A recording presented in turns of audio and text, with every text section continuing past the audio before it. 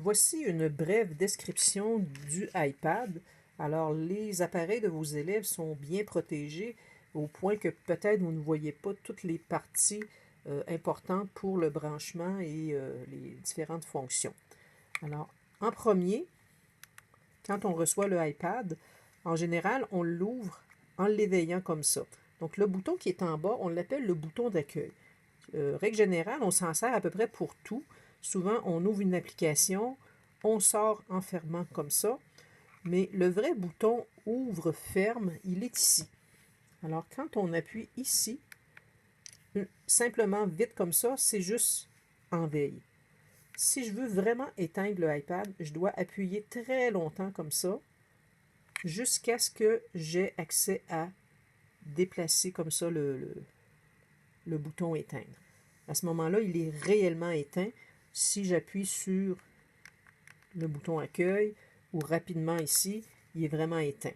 Il est en mode vraiment fermé et c'est la méthode la plus sécuritaire pour ranger l'appareil. L'inconvénient d'utiliser la fermeture comme ça, c'est que c'est pas mal plus long lorsqu'on veut réouvrir. Donc, il va falloir être plus patient.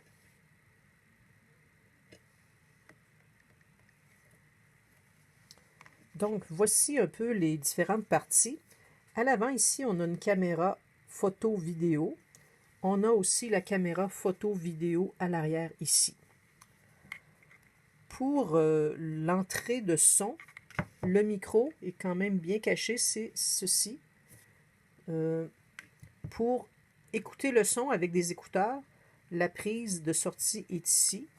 Si on veut écouter le son à l'air libre, alors vous avez ce qui ressemble à une caisse de son ici, un haut-parleur. Sur le côté ici, vous avez les boutons augmenter ou réduire le volume. L'autre petit bouton ici, si on l'active, il y a deux fonctions. Soit qu'on l'a configuré pour bloquer l'orientation, c'est mon cas ici.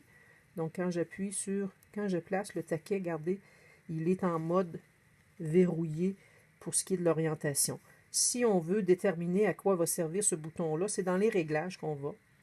Alors, dans les réglages, c'est juste ici, bouton latéral sert à, dans mon cas, verrouiller la rotation. J'aurais pu l'utiliser pour couper le son. Donc, à ce moment-là, vous voyez, l'orientation est revenue. Par contre, si je fais un lien comme ça coupe le son rapidement. Les appareils de la commission scolaire sont tous identifiés. Donc, celui-là n'est pas un bon exemple. Vos coquilles protectrices, en général, laissent voir ce numéro de CSBE-là. C'est ce numéro-là que vous devez donner quand vous faites des réquisitions pour faire ajouter ou enlever des applications.